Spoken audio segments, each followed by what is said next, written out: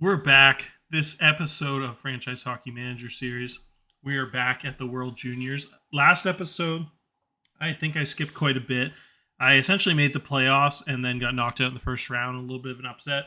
And I was going to make an episode for the draft, and I kind of did a little bit of that in the preseason stuff. But I ended up just kind of keep playing and playing, and I just didn't decide to make an episode till now. I really liked making the World Junior episode last year, so I thought it'd be fun to skip to this year's. And this year's was really cool because it gave me a really in-depth look at who will be available for the team in real life. And obviously, in the game, there's a lot of changes to real life based on who develops and who makes the NHL and who gets drafted where.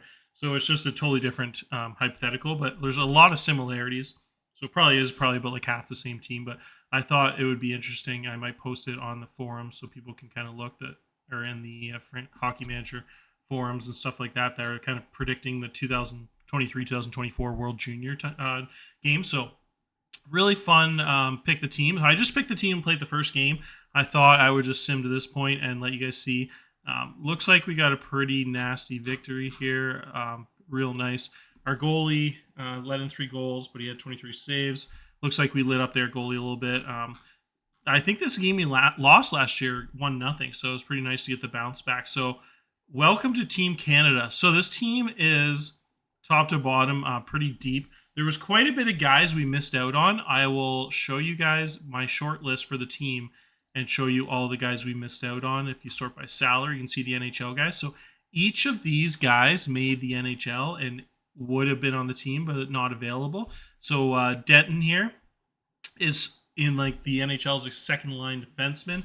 Absolute monster. Would have been pretty much the best player in the team ratings wise. Totally makes sense why he's in the NHL. Had a spectacular year last year with an 82 game war rating as a Moose Jaw Warrior there as an 18-year-old. So too good to play another year in the CHL. So it's been doing pretty well in the NHL. So we have him. A little bit of a surprise. I was expecting Lamoureux, if you remember my last World Juniors episode, to be kind of my main piece this year, 6'7", real physical force there. But he actually stuck in the NHL here. He hasn't played a ton. He's a minus 11 with 53 game rating, but he hasn't been sent back down, so he's still in the HL in December. So he wasn't available. Shane Wright, this was the one I was kind of expecting to stick in the HL. I thought there was a small chance he might get returned again in the game. Like I know in real life he's probably going to play in the AHL, but in the game his ratings were just too high, I think, to be sent back down again. I wasn't sure. Seattle's pretty loaded though, but he's stuck in the HL and played pretty well there with a +3, decent 61 game rating there.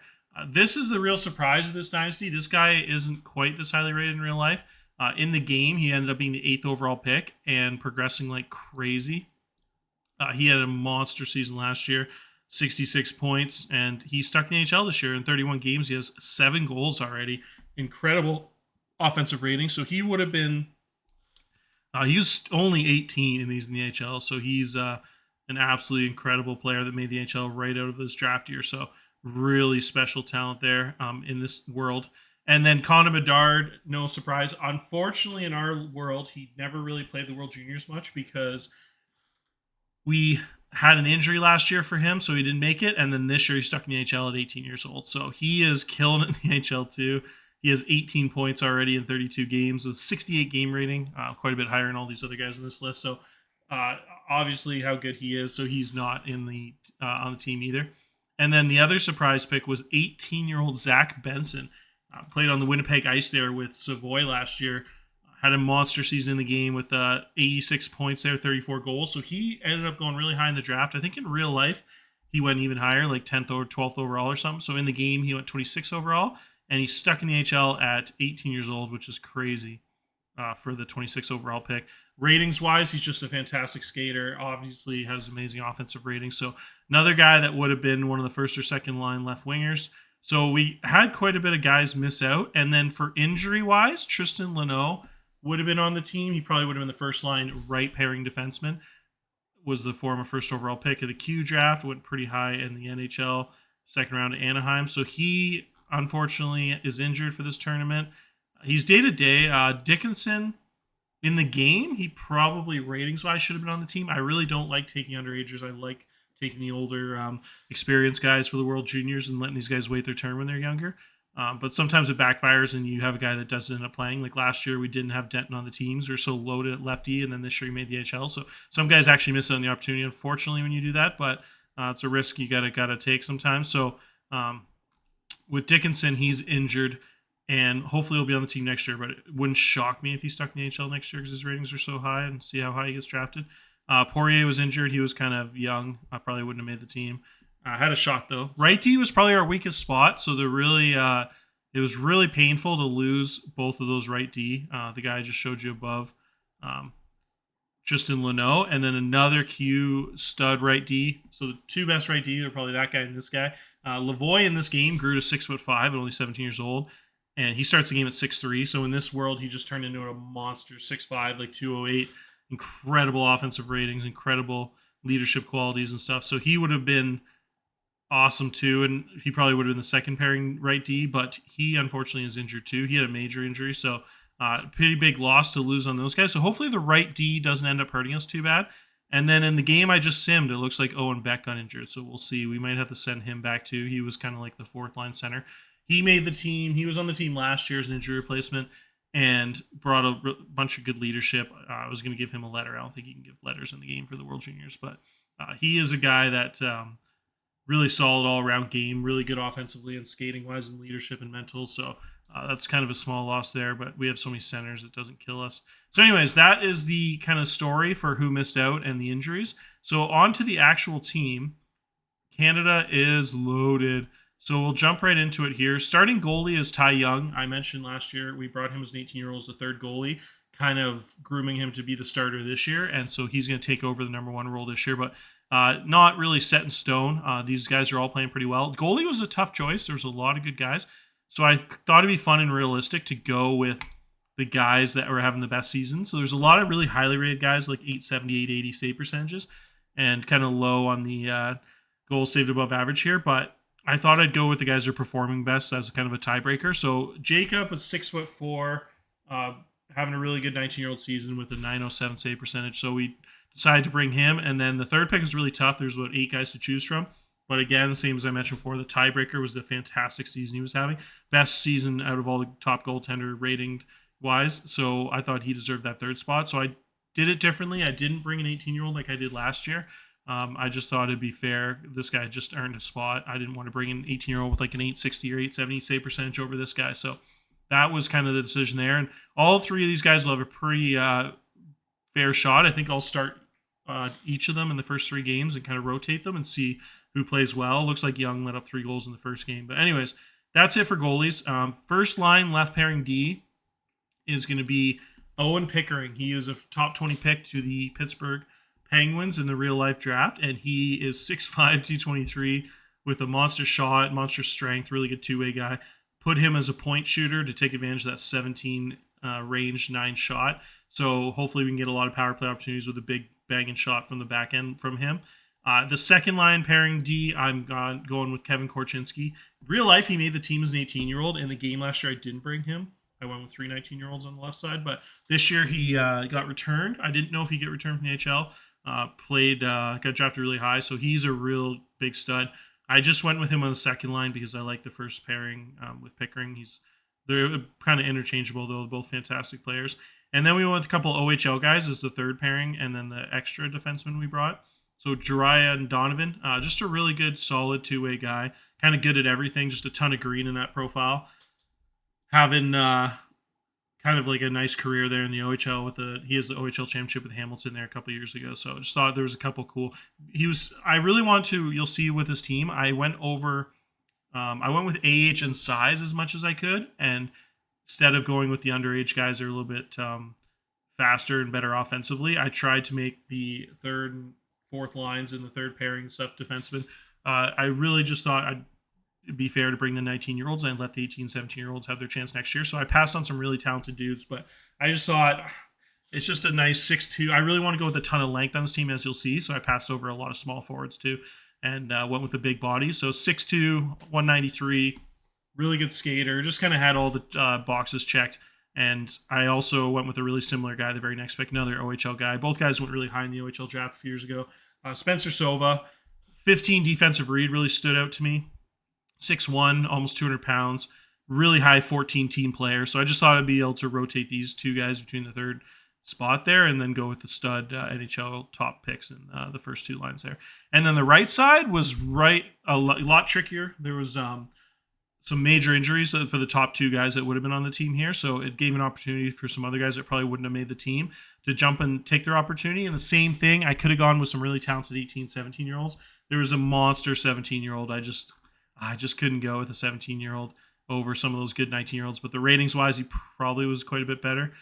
But I thought he'd have a shot next year. But so we ended up going with the 19-year-old 6'5" guy on the first line, Noah Warren. The ratings weren't quite as high, especially pretty much all four of those left D guys are better than the right D guys. But the right shot 6'5", 236 with huge strength and balance, pretty good skating for a big guy. Just going to make him like a crease clearing defenseman, stay-at-home guy that just is a good... So that first line, I just thought it'd be so cool to have a 6'5", 223 Owen Pickering and a 6'5", 236 Noah Warren. I thought that would be one of the scariest defensive combos in World Junior history, size-wise. So plus they're pretty good skaters and both have pretty good shots. So I just thought that'd be kind of cool. So I made him the first line guy. Second line guy, I went with the NCAA guy.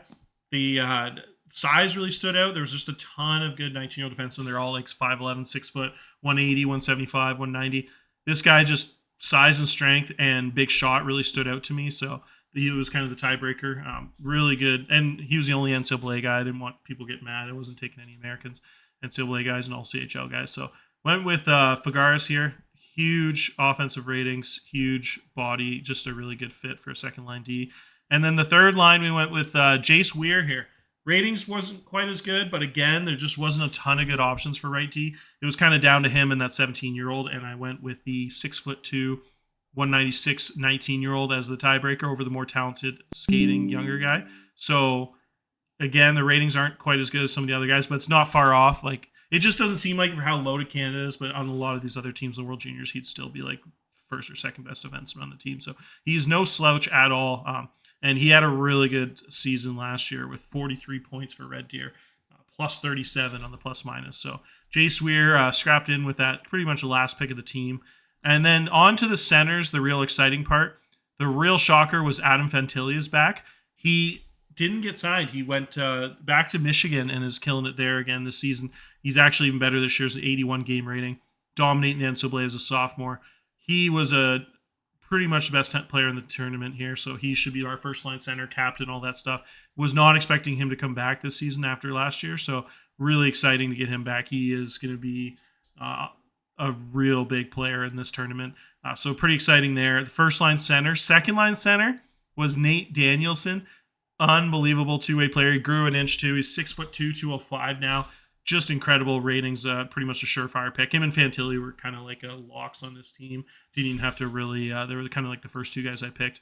5th overall pick in the HL to Chicago Blackhawks. Just incredible. Absolutely everything. Probably top 3 skater in the tournament and one of the best offense players in the tournament. Has 14 positioning, 14 checking, so can really hold his own.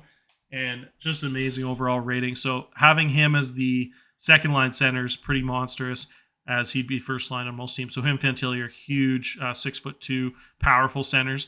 Third line gets even more exciting. Connor Geekie, again, pretty much a lock to this team. When I started picking it, these 3 centers were just really easy choices. Geekie is 6'4", 213. So again, going back to the size theme, size and strength everywhere, just trying to maul these teams that are quite a bit smaller and impose our will with checking and forechecking. Geekie is just incredible. He has amazing passing and offensive read. Could easily be a first-line center in this tournament. He's having 15 games he played in the HL, and then he just got sent back. I was not expecting him. When I checked in early December, he was still in the HL, so I was a little disappointed, and then I was elated to see that he was sent back. It kind of made up for all those other guys sticking in the HL. So Connor was the former second overall pick behind James Savoy in the OHL draft. They both got drafted to the Winnipeg Ice in 2019. And he's had a pretty good career there. So really exciting for those top 3. And then the 4th spot was Beck, who was on the team last year. He has a day-to-day injury, though, so he might actually get sent back. And we might have to bring... Oh, that's what I was going to tell you guys. Matt Savoy, it was glitched out, and it won't let me bring him for some reason. He had like an expiring day-to-day injury that expired like the day I picked the roster, so he wasn't like eligible. So I tried to fix it in commissioner mode and delete his injury because it was expiring anyways. but it still doesn't look like even. I think once I sim to tomorrow, I might be able to pick him. So we'll see after. So I might have to send him back home. So even though it's a day-to-day, it's such a short tournament, he pretty much won't be healed until the tournament's over. So he was already kind of the last forward anyways. So I think I'll replace him with Savoy, and then we'll actually have Savoy, Beck, Fantilli, and Geeky as the top 4 centers, which is just disgusting. Savoy is Savoy is just a monster. He is incredible offensive ratings, amazing skating. So I really want him in the team, obviously. Really wish he could play right wing a little better. So I'd probably make him the first line right winger. But in the game, it nerfs the guys too much when they don't have 20 rated in categories. So unfortunately, he'll have to play like a third or fourth line center. But I also just realized I didn't bring this guy. This guy I thought would be a lock for the team with his size and strength and age. But he actually been injured like the whole year. He just got back. So it's kind of realistic, kind of like not in playing shape, missed like the whole season. He played like 5 games and then had like a 3 or 4 month injury. I literally just returned like 2 days ago, I think. So kind of makes sense why he wouldn't be on the team. But anyways, that's the centers there, which is pretty cool. And then David Goyette was the extra, who has incredible ratings, an OHL first round pick. Really good at face-offs, really good offensive player. So I figured if there was an injury, he could fill in really well with one of those top 2 line centers because he's so good at offense and still can hold his own on defense. Plus, he plays a really good left wing, too. He's one of the only guys that has over 15 on 2 defensive positions overall. So really thought he was kind of like the perfect extra to bring in. Be kind of like that 5th center. Can also fill in at left wing. So that's it for the centers. And then the wingers, we have right wing. We have Jordan Dumais. Easy pick. Was the first right winger I picked and knew he'd be on the first line right away as the playmaker. And I like the combination with the small playmaking winger.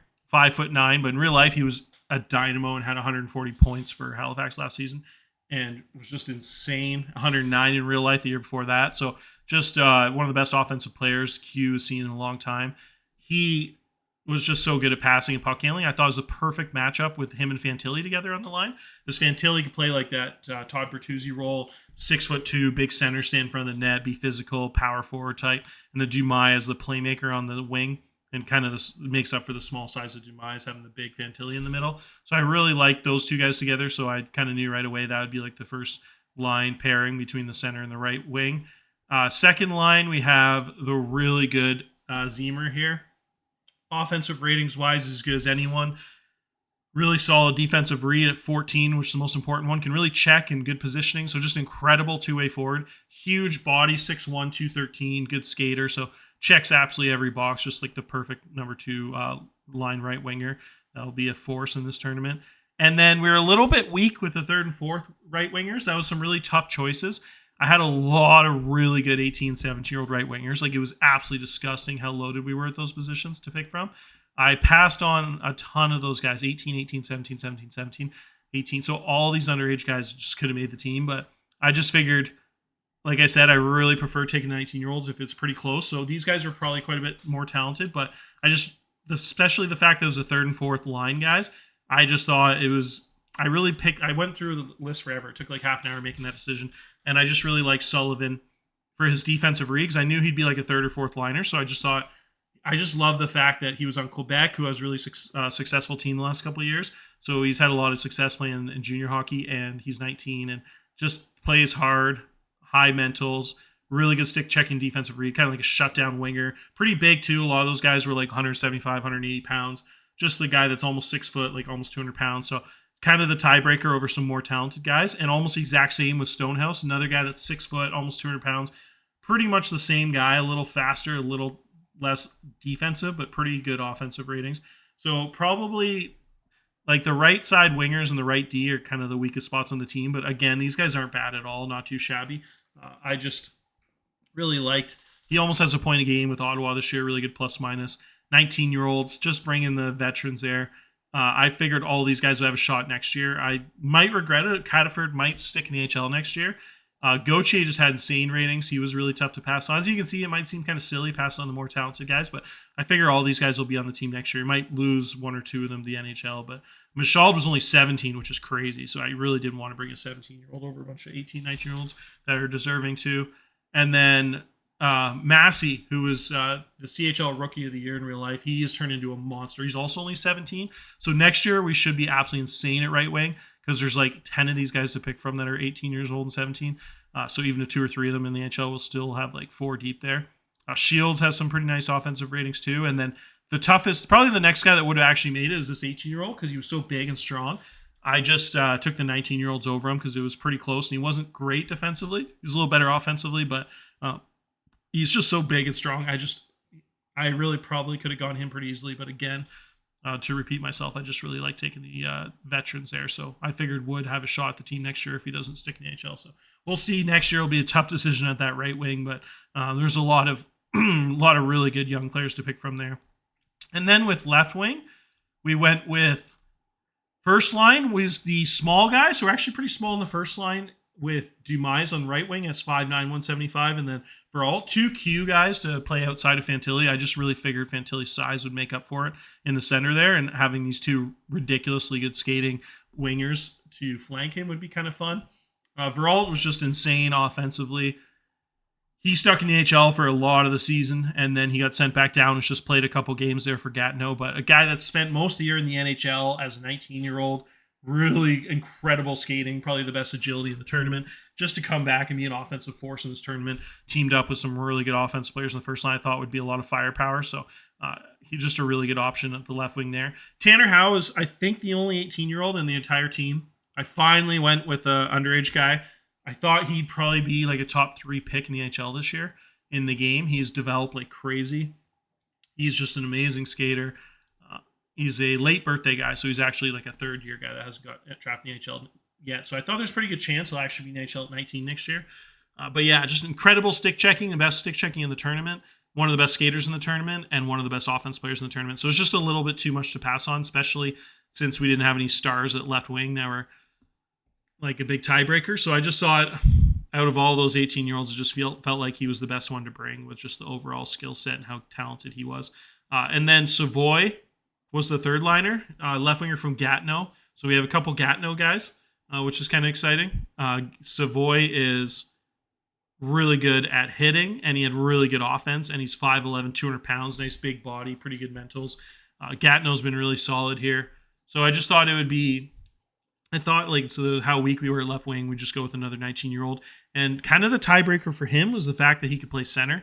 Not too many guys on the team can play multiple positions, so I just thought it'd be nice to bring a guy that is like a 20 and 19 rated at 2 positions. So defensively, not great. Probably the only guy in the third line on the team that's not really good at defense, but I just figured the 14 hitting was kind of nice for a third liner. I'd probably make him like a 4-checker or something. Just take advantage of that big 200-pound frame with the big hitting. So didn't love that pick, but I thought he definitely deserved a spot in the team. And then the fourth line guy was Ben Thornton. Really, really good 6'3" frame with big defensive read and positioning, the 2 key defensive spots. So I thought he would just be our shutdown fourth line guy. Canada's so loaded, even a fourth line shutdown defender is still really good offensively. And I really like the fourth line guy having high determination team player. Just kind of screamed shutdown defender to me, so that was an easy pick.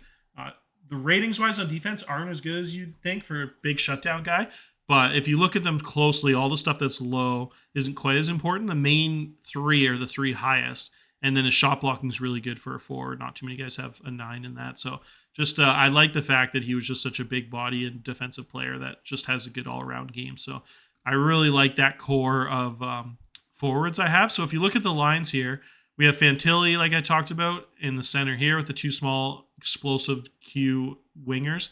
And then the second line, we have the big 6'2" Nate Danielson from the W with the 2 W teammates flanking him, all guys from the WHL. Zemer, the big 6'1", 215 right winger, and then the big talented 18-year-old in the left wing there. The monster 6'4" third line grinder center, Connor Geeky, flanked by a couple solid 19-year-olds. Stonehouse from the O, Savoy from the Q. And then the fourth line there, we got Beck, who's probably going to be replaced by Savoy if that gets fixed. If not, Goyette, flanked by a couple just nice defensive energy guys on the fourth line there. So that's the team this year. And what I'll do to end this episode is I'll show you one more cool thing about the U.S. here. The U.S. has this Sachin guy who has 19 agility, and in this game is just insane. I don't know how he just progressed to such a good player. 70 points last year, 75 game rating for a really good Seattle team. And then this year he's come back as an 18-year-old and played just as well.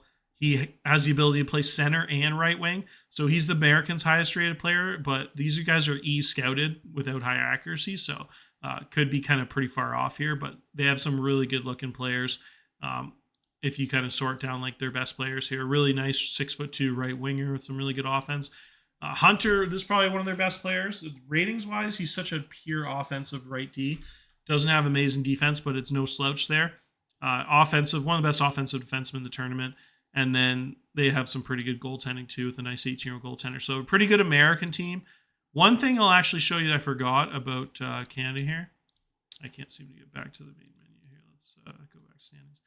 I forgot to mention, it was really hard not bringing... Oh yeah, so these are the best of the rest. That'll pretty much be all guys will be on the team next year. We did not bring the first overall pick of the draft to the Buffalo Sabres. He went ahead of Connor Bedard, which is hilarious in our world. I didn't bring Yager. I'm really hoping he sticks in the CHL next year and can be on the team next year, because I feel really bad if first overall pick never made Team Canada World Juniors. But I just couldn't bring him over Savoy and all those other centers I showed you that were so good. So next year the team will probably be Riley Height will be the first stud offensive left winger, or one of these two guys. This guy looks nuts. He progressed a ton in the game too. Could have easily brought him ratings wise. He was insane. Just didn't want to bring a 17-year-old, but he will be a really high NHL pick this season. Just absolutely insane. Dominant 82 game scorer this season. So probably could have brought him, but he'll be on the team. Cataford. So there's some really good 18-year-old offensive players there. Gauthier, incredible player too. Kalen Lind, not great defensively, but really solid all around. Might still improve a little bit if he can get to green in the positioning defensive read. He'll probably be on the team next year as a 19-year-old, but it's tough to be on the team as a third, fourth center if you're not good defensively. So he'll probably have to improve a little bit, but I'm sure he will. He's got a whole year of development left. And then the other guy we didn't bring, this 6'1", 215 left winger, he'll be on the team next year, absolutely for sure. How good he is. As a 19-year-old, as a big body, strong guy, he'll definitely be like a second or third line left winger on the team next year. He'll be exciting. And then this superstar will probably make the team as an 18-year-old next year as a right winger, Michaud. But anyway, sorry, when I keep getting off track here, I wanted to show you guys the super talented, pretty much one of the best 6-year-old defensemen I've ever seen in Franchise Hockey Manager. He progressed like crazy from last year, and I almost brought him as the extra defenseman instead of one of those 19-year-olds. I thought it'd be cool to kind of set him up to be like the star of the team next year, 17-year-old, and have some experience. But I just thought that was kind of silly to have a 16-year-old defenseman. It's just when you have all 18, 19-year-old options ahead of him, even though offensively he's probably the best one. Defensively, he's not far off. He actually probably would have been my third best lefty, and it could have made a reason to play him. 16-year-olds very rarely. I think the last 16-year-old defenseman to make it was probably the guy for the Barrie Colts that went really high to the Florida Panthers in the NHL. Blanking on his name right now, the right D, exceptional player. But yeah, him and then I think all the way back before that would be like back to early 2000s, that big WHL defenseman name as a 16-year-old that was a really good skater, Bouwmeester or something. But it's very rare to bring a guy that young, so I just couldn't do it. But next year, I think he'll have a really, really high chance to be on the team as a 17-year-old, which again I don't do very often. But he is just such a freakish talent. He has almost an 80 game rating as a rookie in the WHL, which is nuts. 25 games, 18 points. So offensively, defensively, 16 skating, would have been my best skating defenseman on this roster. So really hard to pass on him. But he's just too young to bring a tournament like this. He's just a baby. So next year he'll be definitely on the team. I'd go as far to say that. So, and Morin will be on the team next year too. So we should have some really good options on lefty next year between those two guys. Both will have insane offensive ratings. So Morin is actually technically, my scout says, the highest rated defenseman that I didn't bring this season. So yeah, next year, I'll probably make an episode seeing what happened at the end of the tournament. I know I've been talking quite a while, but it's just so fun talking with these World Juniors teams. And I really like picking the team. And I just thought this episode specifically because this team in real life will be these guys. So I just thought it'd be really cool to do this, and then in real life in a few months from now, see them actually pick the team and see all the similarities and differences. I'd imagine in real life it'll be kind of an interesting team this year. Not definitely a lot of these guys like Bedard won't be on the team in Fantilli, I don't think, but we'll see what happens. A lot can change in a few months. So anyways, that's it for this episode. Cheers, guys.